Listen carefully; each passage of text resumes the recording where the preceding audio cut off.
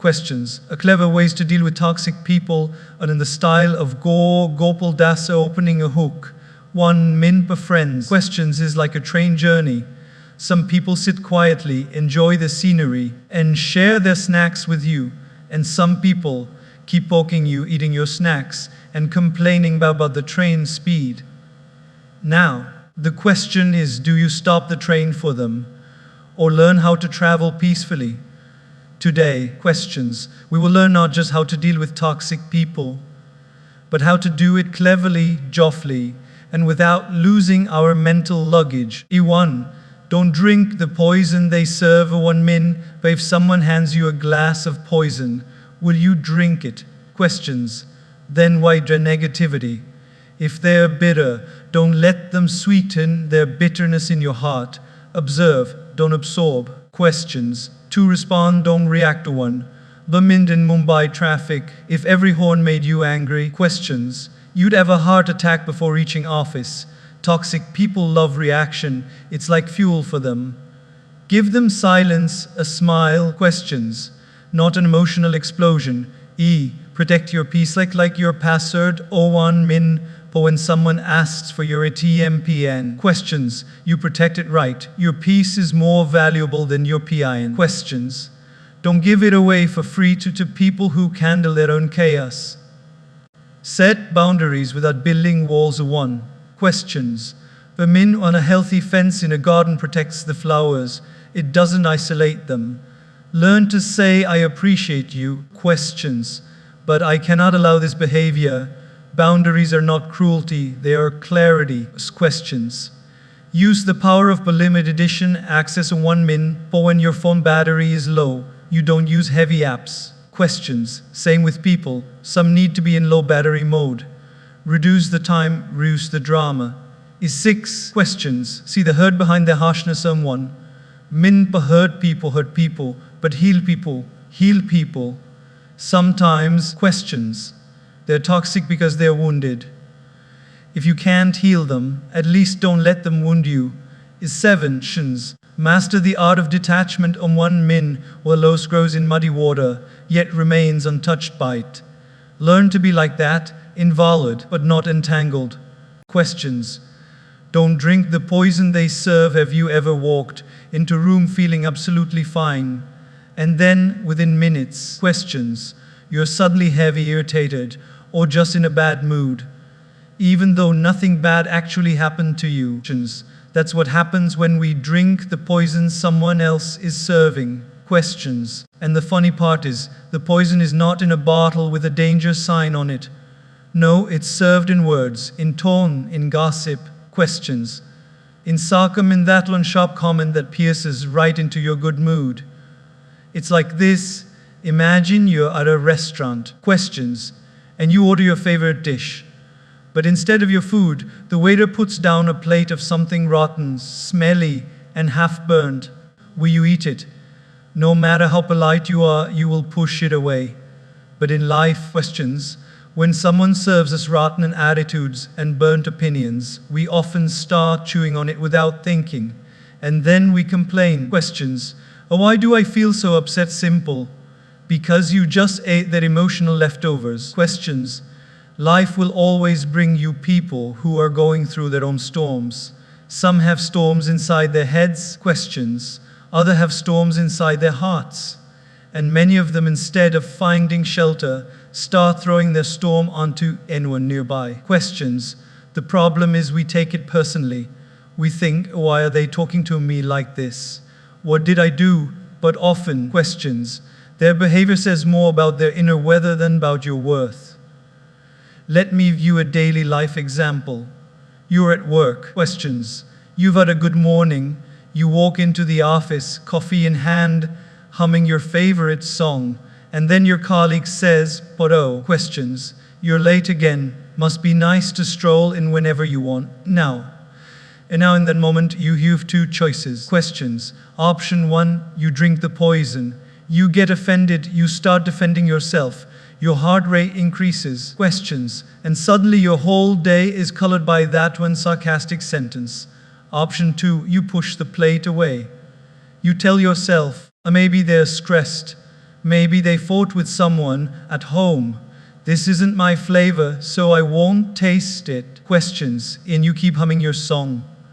Which option keeps your peace? The second one. Questions. But here's the challenge. Sometimes the poison comes disguised as advice, concern, or even love. For example, someone might say, questions, I'm just being honest, I don't think you're cut out for this job. Or, questions, I'm telling you for your own good, you've really put on weight. And now, questions. It's okay to take constructive feedback when it's from a genuine place, but often these words are not served to build you. Questions, they are served to bring you down. And the clever way to deal with this is not to argue or absorb. It's to filter. Questions. You don't have to take every cup placed in front of you. Think your mind like your home. Questions. If a delivery brings a package that you never ordered, will you sign for it? No. You'll say, but sorry, wrong address. Is similarly. Questions. When someone delivers anger, jealousy, or criticism that doesn't belong to you, don't sign for it. Return to sender. Questions. You don't have to store their emotional baggage in your living room. Questions. This doesn't mean you walk around ignoring every single people say. Questions. It means you develop a kind of inner wisdom, a filter that asks, or does this serve my peace? Does this help me grow? Or is it just poison in a pretty cup?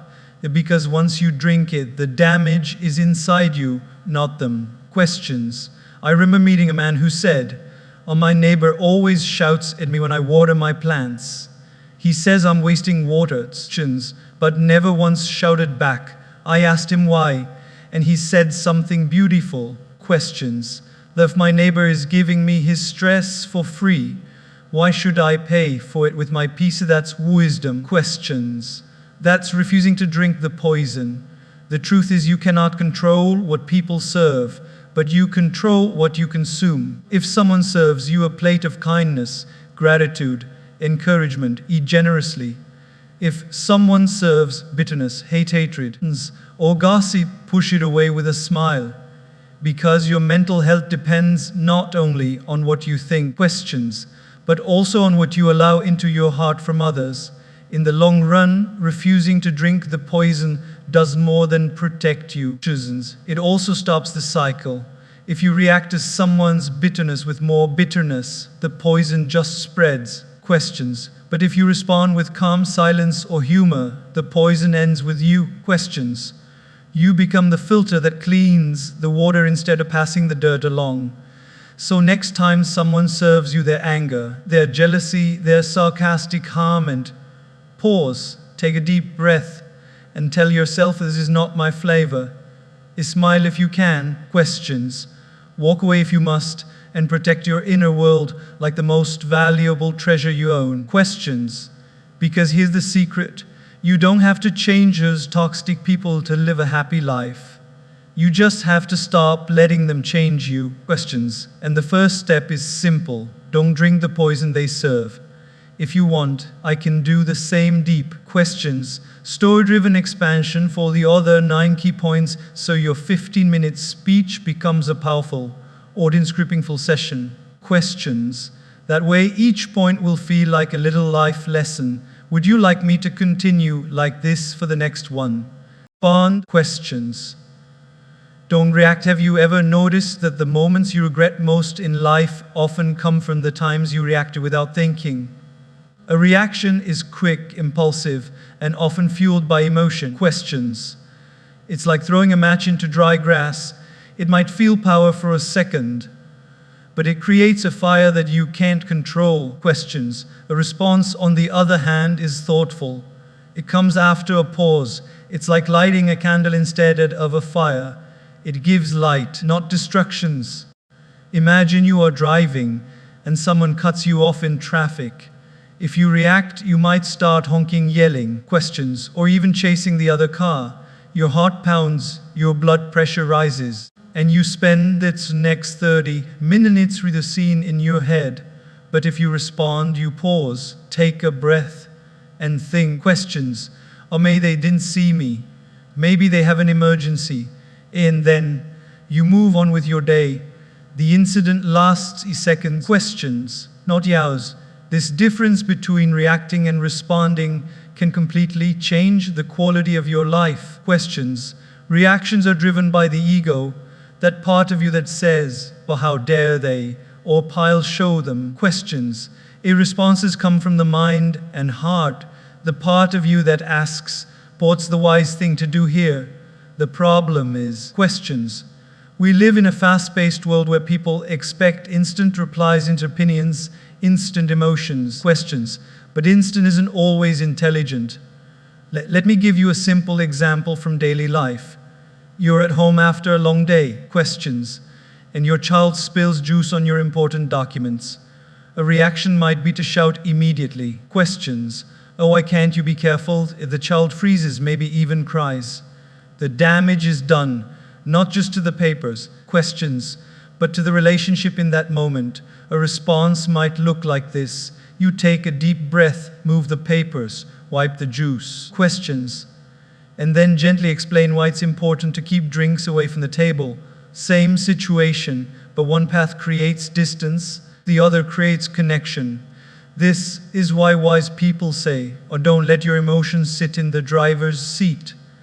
When emotions drive, questions, they don't care about traffic rules. They speed, they take wrong turns, and sometimes they crash relationships. Questions.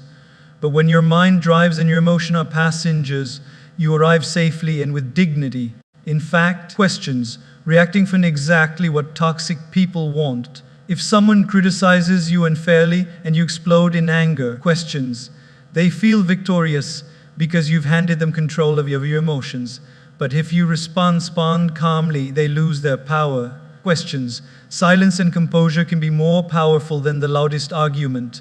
Think of it like chess. In chess, every move counts. Questions, you don't slam your pieces on the board the moment your opponent plays. You pause, think, and consider the long-term effect. Questions, life is the same. Your words and actions are moves that shape the game. If you react too quickly, you might win the moment but lose the match. There's also a deeper spiritual angle to this. Every time you react, questions, you're actually letting someone else dictate your inner state. If a person can make you angry with one sentence, questions, they are controlling you. But if you respond, you're telling the world, "By control me," questions.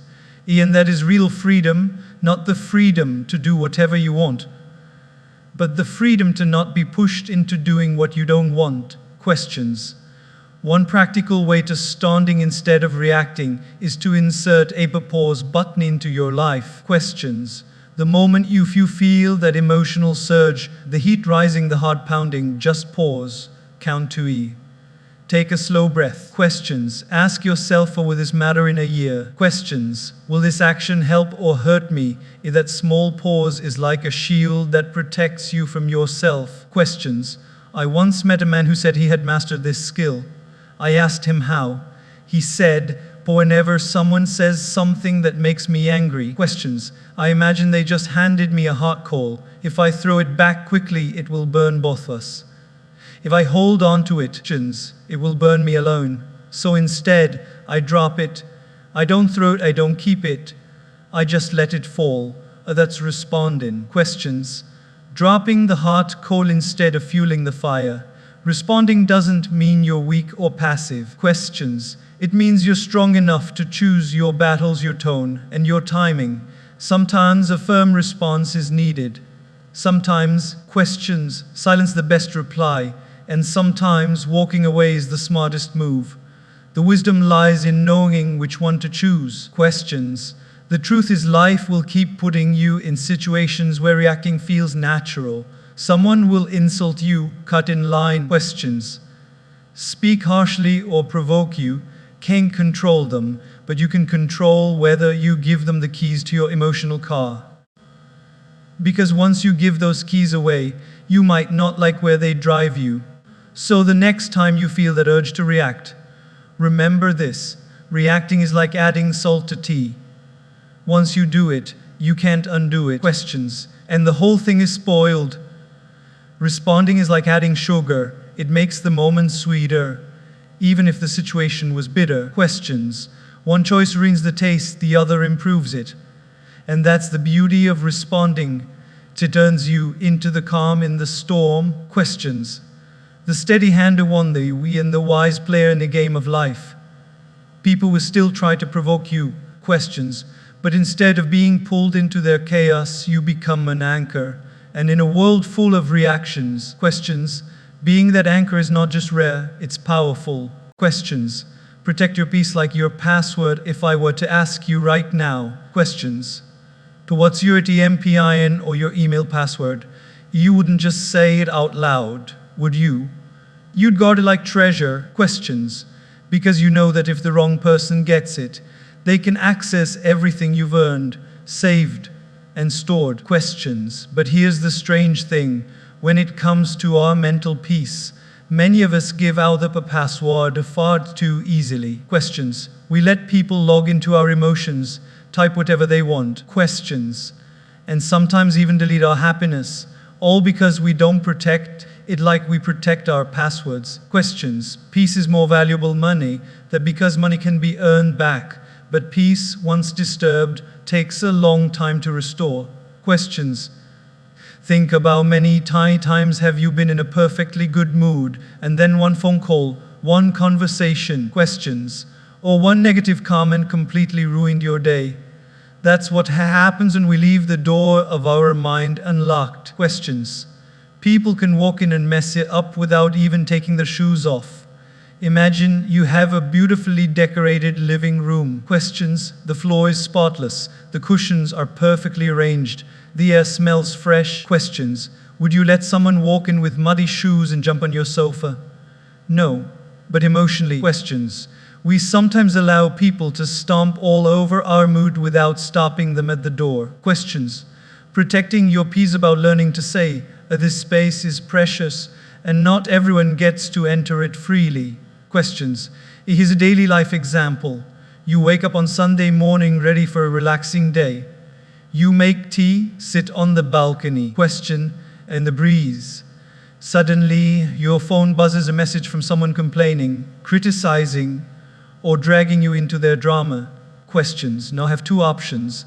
When you open it, get annoyed and let their storm spill into your calm morning. 2, you say to yourself, questions, or not today, this is my time. You put the phone down and protect your peace like you'd protect a warm cup of tea from the wind. The second option is not selfish, it's wise.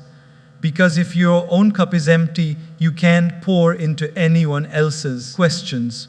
But protecting your peace doesn't mean building a wall so high that nobody can reach you. It's about building a gaze, and you decide when to open it, how wide, and for whom. Some people deserve full access. Questions. Because they enjoy wisdom and encouragement. Others need a guest accessor, limited time, limited topics, and a few questions. They need to be politely kept outside, not because you hate them, but because they don't know how to respect your inner space. Questions. One powerful way to protect your peace is to become aware of your emotional triggers. Questions. Just as you'd never give your password to someone you don't trust. Questions. You shouldn't your attention and energy to situations or people who repeatedly drain you. Questions. If you know a certain conversation topic always ends in an argument, avoid it.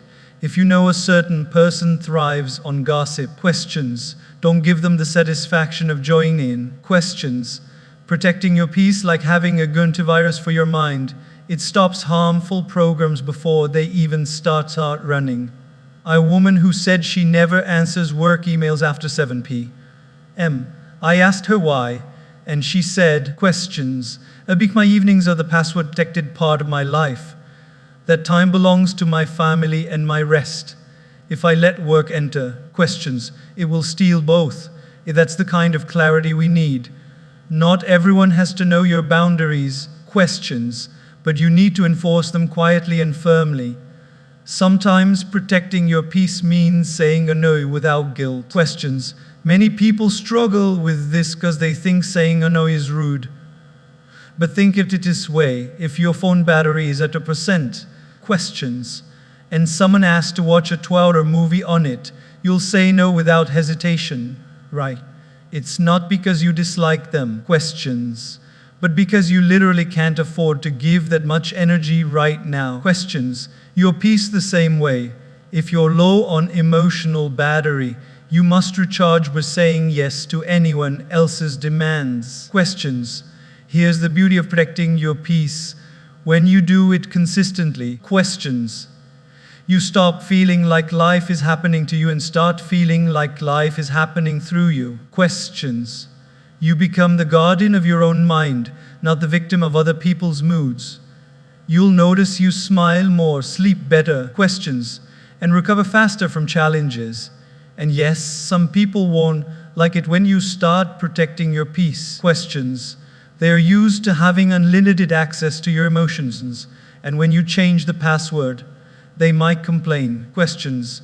But remember, if you change your phone password to protect your data, questions, the person who gets angry about it is usually the one who shouldn't have had access in the first place. So, questions. Treat your peace like your most valuable asset.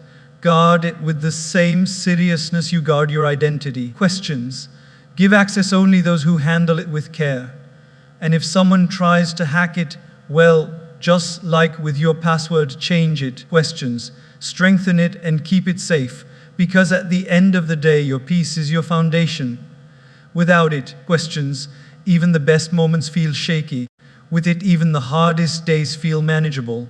And the good news, questions. The password to your peace is in your hands and yours alone. Questions. Without building walls, boundaries are not about shutting people out of your life. Questions. They are about keeping your inner garden safe so that it can bloom. Think of your life as a beautiful garden. Questions. You've planted flowers of joy, trees of trust, and fruits of kindness. But if there's no fence, questions.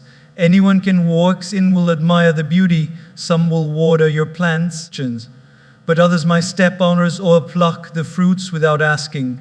Without boundaries, your garden can be trampled. Questions. With walls too high, however, even the sunlight can't enter. The art is in building a fence, not a fortress. In daily life, questions. Boundary deciding how much of yourself you share.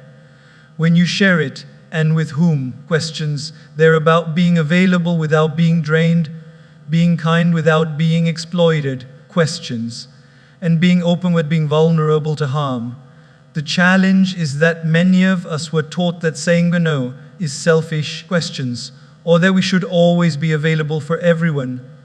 But if you give your time, energy, and attention to everyone without limits, questions, you'll soon have nothing left to give, not even to yourself. Imagine this. You're in the middle of a peaceful Sunday afternoon nap. Questions. Your phone rings. It's a friend who always calls with a long list of complaints and drama. You know that this call will last an hour. Questions. And by the end of it, you'll feel more tired than before. If you answer, questions, you might feel like being a good friend in the moment. But you're breaking a boundary you should have kept. Questions. If you let go to voicemail and call back later, where when you're rested, you're still being a good friend. But now, questions. You're also being good to yourself. That's a healthy boundary. The problem is that boundaries are often misunderstood. Questions. Some people, they're a sign of arrogance. But boundaries are actually a sign of respect for yourself and for others. Questions. They let people know where you stand, what you allow, and what you don't. When you have boundaries, you teach others how to treat you. Questions. Without them, you're like a door without a lock. Anyone can walk in at any time, and not everyone will have good intentions. Questions. There's a story of a farmer who had an open field with no fence. Every day, animals once wandered in and ate his crops. Questions. When he finally built a fence, the animals stopped coming. But here's the key. He also built a gate so he could welcome guests. Questions to his harvest and let the right animals graze when needed. That's how boundaries work. Questions. They don't mean you close yourself off from the world. They mean you choose who enters your space and under what conditions? Questions. One of the most powerful things you can say in life is "I can't allow this." It's not said in anger, but in clarity. Questions. If someone constantly interrupts you when you speak, you can set a boundary by saying questions. "I'd like to finish my thought before you respond." If someone sends work messages late at night, you can say questions. "I respond during working hours." These small sentences are fences. They keep the garden safe without locking the gate forever. Questions. Boundaries also protect your emotional health. If you're around someone who constantly complains or criticizes, questions, you can choose how much time you spend with them. You might meet for 20 minutes instead of 2 hours. Questions. You might choose a group setting instead of one-on-one. That's not rejection. That's self-preservation. Questions.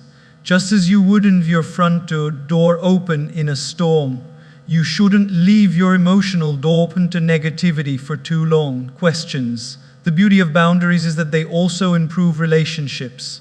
When people know your limits, questions, they are less likely to cross them accidentally. You stop building silent resentment, and instead, you create a space where both sides feel respected. Without boundaries, questions, resentment builds silently until it explodes into a wall that blocks everyone, even the people you care about. Questions. It's important to remember that you don't have to explain every boundary you set. Questions. A fence doesn't have a sign on every post explaining why it's there. It simply stands, doing its job. Similarly, questions.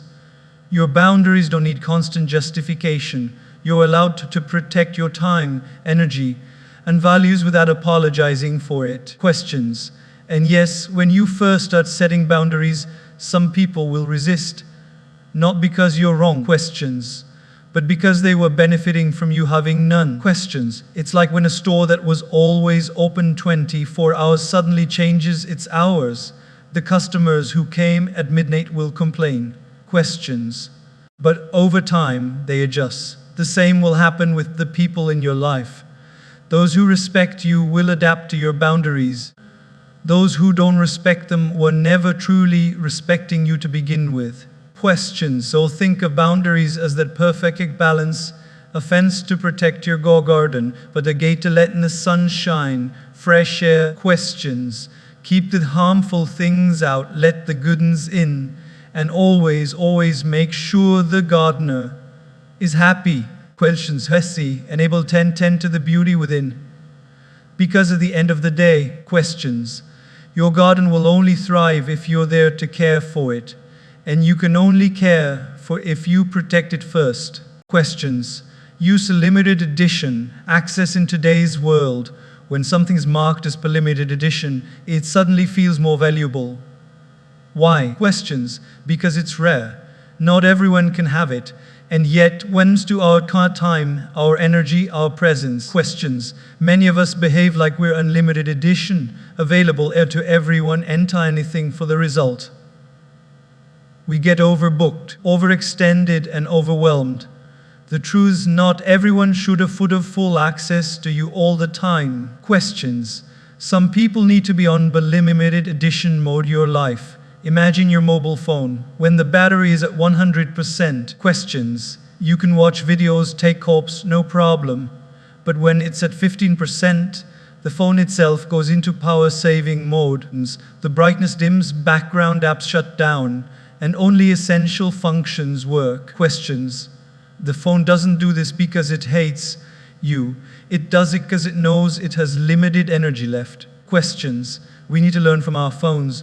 When our emotional battery is low, it's okay to switch some people, situations, questions, and conversations to low battery mode. Less time, less intensity, less emotional investment. In daily life, questions. This can look like reducing the frequency of meetings with someone who drains you. Questions. Shorting conversations that always spiral into negativity, or limiting your presence in places where your peace gets disturbed. Questions. It's not about avoiding people entirely. It's about managing the dosage so you don't overdose on stress. For example, questions. Let's say you have a cousin who always end up criticizing your life choices. You love them. Questions. But you've noticed that after an hour lunch, you come home feeling like a balloon that's been popped. Post questions. Limited edition access here might you mean you them for a short coffee instead of a long meal. Questions. Or you meet them in a group setting where the conversation is more balanced. Questions. You still connect, but on terms that protect your mental well-being. There's a story about a man who kept his doors open at all times. Friends, strangers, even animals will wander in and out. Questions. At first felt like hospitality, but soon his home was noisy, messy, and nothing was in its place. Questions. Then he learned something simple. He didn't have to shut the doors forever. He just needed to open them selectively. Now, questions. When he decides if it's a good time to let them in. That's what limited edition access is, not a lockout. Questions. One of the hardest parts of this is guilt. Many people feel bad when they start limiting access. They worry. Questions. To what if they think I don't care? But here's the truth. Questions.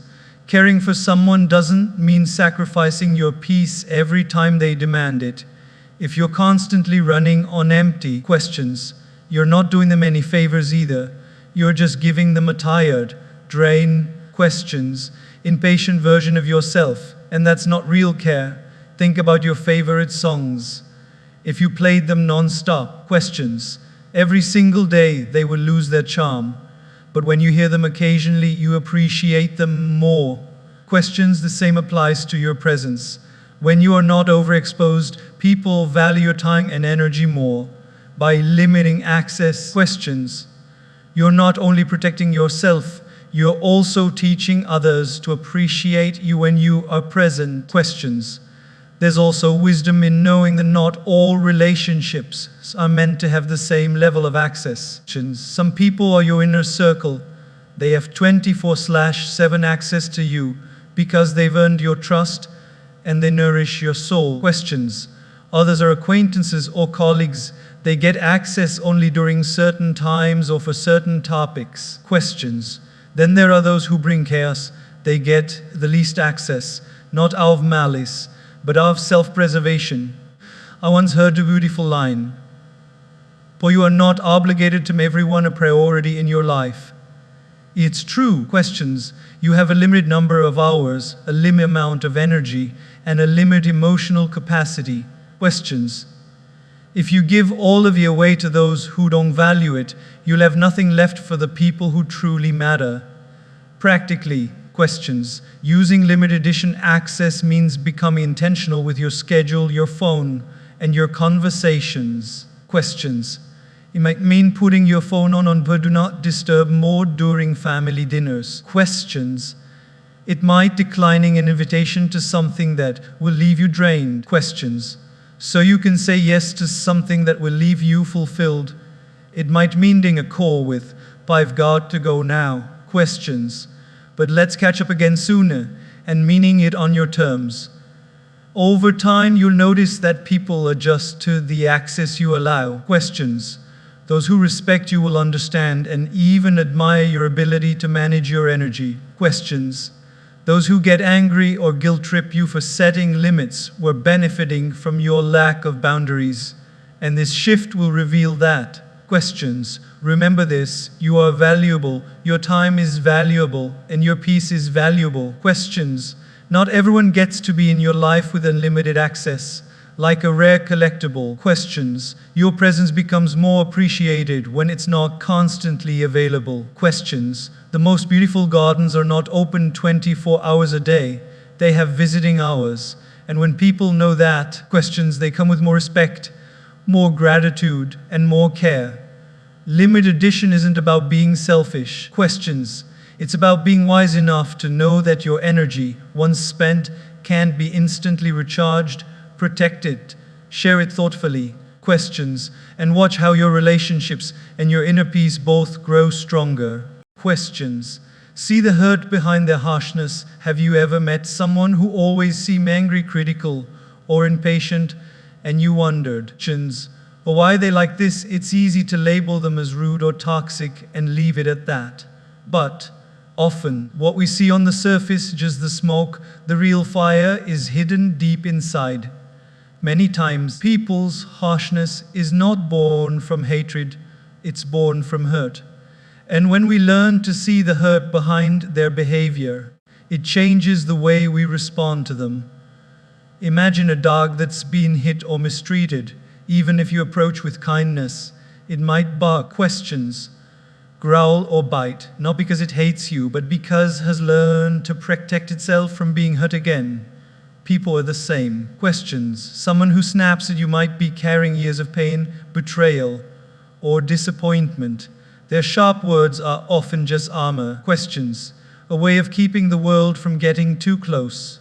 This doesn't mean we excuse bad behavior or allow ourselves to be mistreated. Questions. It means we understand their story might be longer and heavier than we realize. When we see people through this lens, questions, we stop in the harshness of personal attack and start seeing as a symptom of something deeper. Questions. Let's take an everyday example. You're sharp and the cashier is grumpy, barely making eye contact, and speaking in a clipped tone. Your first thought might be questions to what's wrong with them. But what if you knew that just before their shift, they got a call saying their child was sick? Questions. Or maybe you've been dealing with financial stress for months. Suddenly, their behavior makes sense. Not acceptable. Post questions. I remember once meeting a man who seemed angry at the whole world. Every conversation turned into an argument. Questions. One day someone told me that he had lost his wife suddenly years ago, and since then, he had never been the same. Questions. His anger wasn't really at the people around him, it was at life for taking away what he loved most. Once I understood that, questions, I stopped seeing him as that angry man and started seeing him as but that man who is hurting. Questions. Seeing the hurt behind harshness doesn't mean becoming a doormat. It means responding with empathy instead of instant retaliation. Questions. If someone criticizes you unfairly, instead of snapping back, you may choose to pause and think, but this is about them, not me. Questions. That one shift can save you from carrying their negativity into your own heart. There's a famous saying, but hurt people. Questions. When we're in pain, it's tempting to pass that pain along, sometimes without realizing it. If you've had a bad day, questions, it's easier to lose patience with others. The difference is, some people have been living a bad day for years. Questions, been hurt so deeply that harshness has become their default language. In daily life, questions, this understanding can help us choose compassion over conflict. For example, if a colleague constantly undermines your ideas, questions, maybe they once worked in an environment where they were never heard or respected, so now they feel the need to fight for every inch. Questions. If a family member always criticizes your choices, maybe they grew up in a time or place where they had no choices at all. Questions. And their words come fear rather than malice. This perspective doesn't mean you should stay in unhealthy situations. Sometimes, questions, the most compassionate thing you can do is to set boundaries and keep your distance. But even from a distance, questions, you can choose to release resentment by remembering that their harshness is often a reflection of their own wounds, not your worth. Think about it like this. When a person is bleeding, they might accidentally stain your shirt if you get too close. Questions. It doesn't mean you should let them ruin your clothes, but it does mean you can avoid getting angry at them for bleeding. Questions. You simply step back, protect yourself, and perhaps, if possible, help them find a bandage. When you adopt this mindset, questions, you start noticing something beautiful. Your own peace grows. Because instead of constantly reacting to others' behavior, questions, you begin filtering it through understanding. You don't carry their anger as your burden. Questions, you don't allow their wounds to open yours. It also makes it easier to forgive. Not because they deserve it, questions, but because you deserve to be free from the way of grudges. When you see someone's pain, questions, forgiveness becomes less about excusing them and more about freeing yourself. And sometimes, just sometimes, questions. Your understanding might be the first kind receive in a long time. It won't fix all their wounds. Questions might plant a seed that says, but not everyone will hurt me. Not everyone will fight me. Questions. In that tiny seed can be the start of their healing. So the next time you face someone's harshness, pause. Look beyond the words. Questions beyond the tone, beyond the attitude. Ask yourself questions. What must they be carrying to behave this way? You might never know their full story. Questions. But even that small shift in perspective can change how you handle the moment.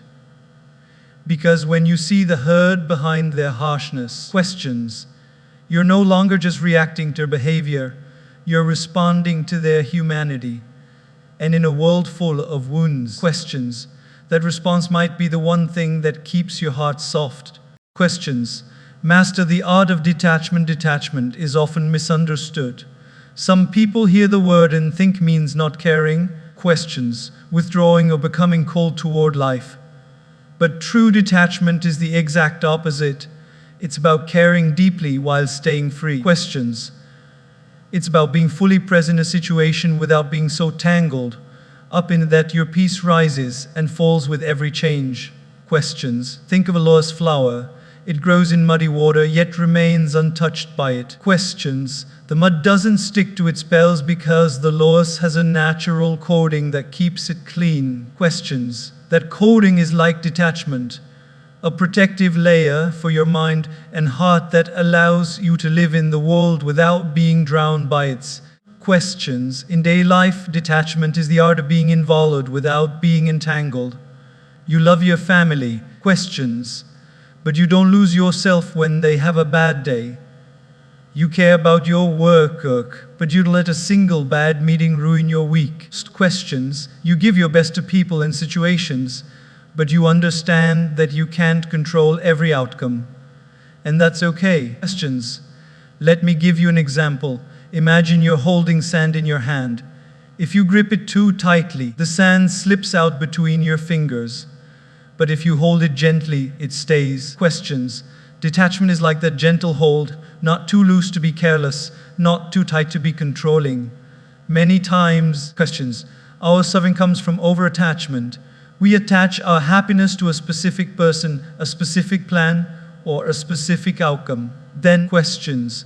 When that person changes, when the plan fails, or when the outcome is different, we feel like our whole world is collapsing. Questions.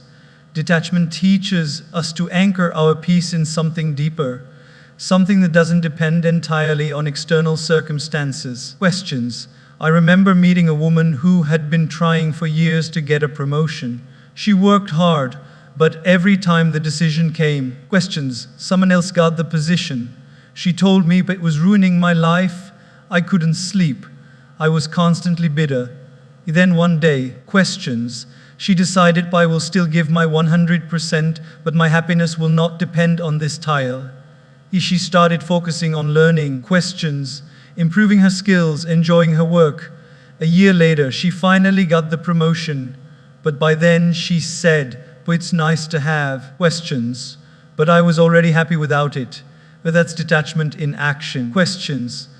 It's important to understand the detachment that doesn't mean indifference. Indifference says, I don't care what happens. Questions. Detachment says, I care, but I'm not going to let this control my state of mind. When you're indifferent, questions, you pull away from life. When you're detached, you participate fully but remain steady no matter the result. Questions. One daily way to practice detachment is to ask yourself, or can I control this? If the answer is yes, do your best. Questions. If the answer is no, release it. This one habit can save you countless hours of worry. For example, questions.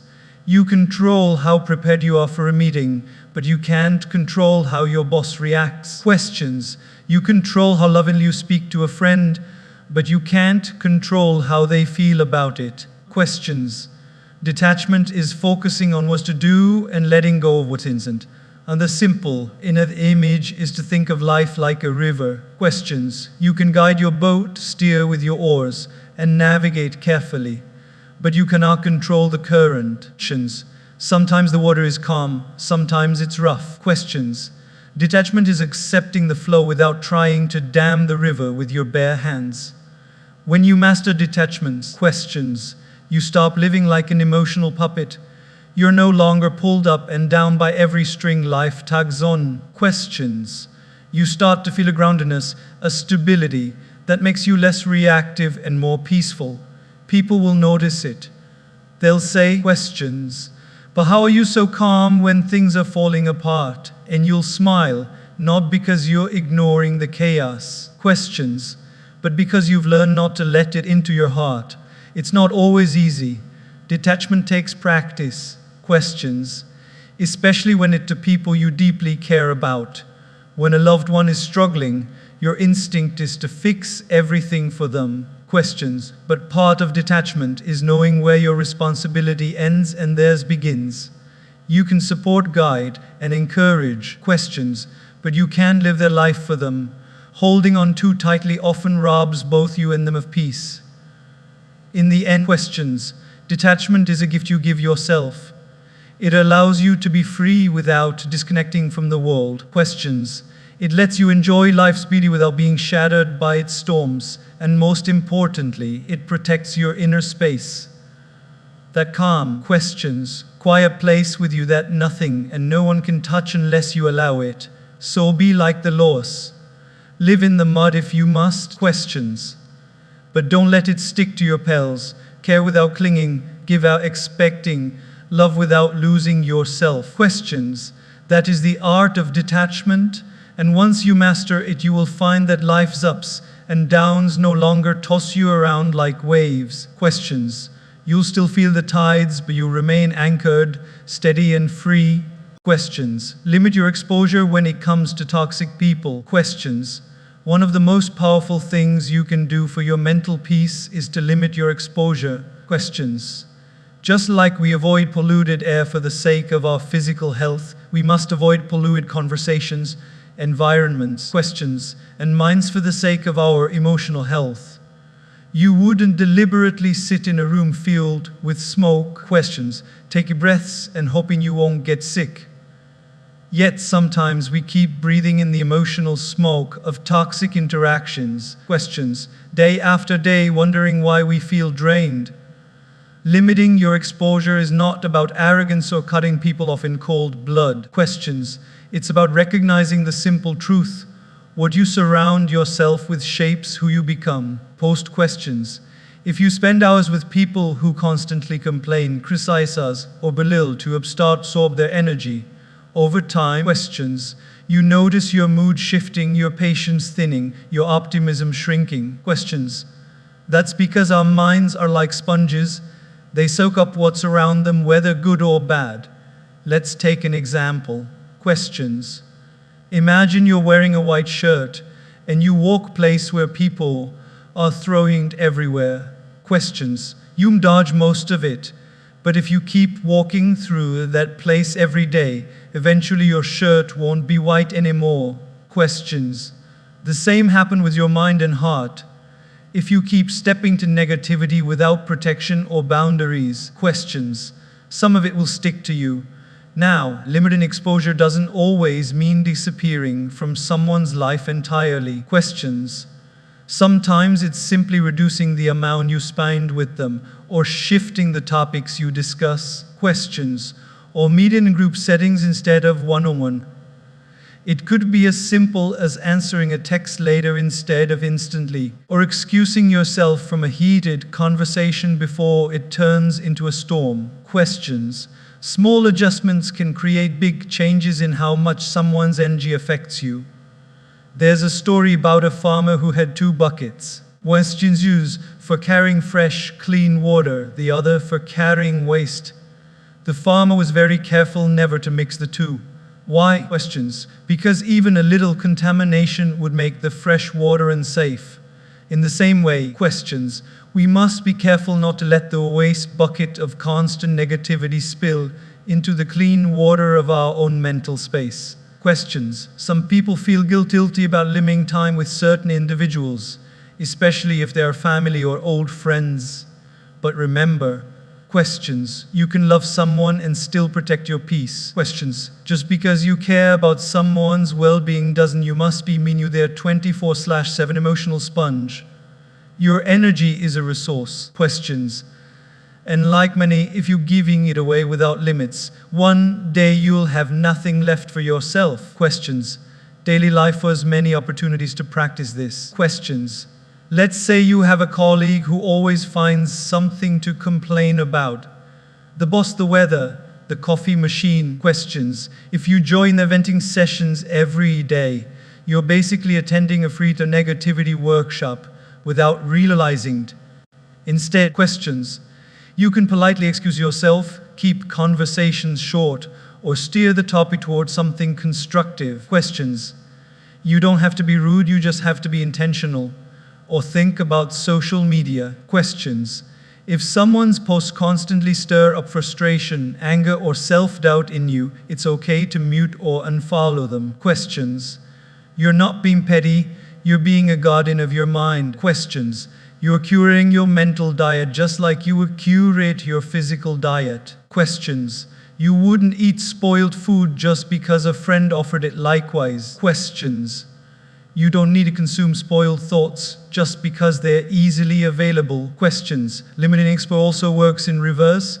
When you create distance from toxic influences. Questions. You naturally create more space for positive ones. If you reduce time spent on draining conversations. Questions. You free up time for uplifting books, inspiring friends, and activities that bring you joy. And over time, questions, you'll notice something remarkable. You feel lighter, calmer, and more in control of your own emotional climate. Questions. Here's the beauty of it. When you stop overexposing yourself to negativity, you start noticing your own growth. Question. Your patience increases, your perspective widens, and your inner balance improves. Questions. It's like walking out of a noisy room into a quiet garden. Suddenly, you can hear your own thoughts again. Questions. You begin to live with more intention rather than constantly reacting to someone else's chaos. There's a saying, questions. But you can't stop the birds from flying over your head, but you can stop them from building a nest in your hair. Questions. Toxic people might always exist around you, but you can decide how much access they have to your mind, your time. Questions. And your emotional energy. And here's the truth, limiting exposure doesn't just protect you. Questions. It can sometimes help the other person too. When people see that their negativity no longer gets the same audience. Questions. They may reflect on their behavior. Sometimes your absence becomes their wake-up call. But even if it doesn't, you've still succeeded in protecting your peace. So protect your mental space the way you protect your home. Not everyone gets a key. Not everyone gets unlimited access. Your peace is your responsibility, and it's okay to guard it fiercely. Questions. Because the more you protect it, the more energy you'll have for the people and things that truly matter. Questions. And that is a choice worth making every single day.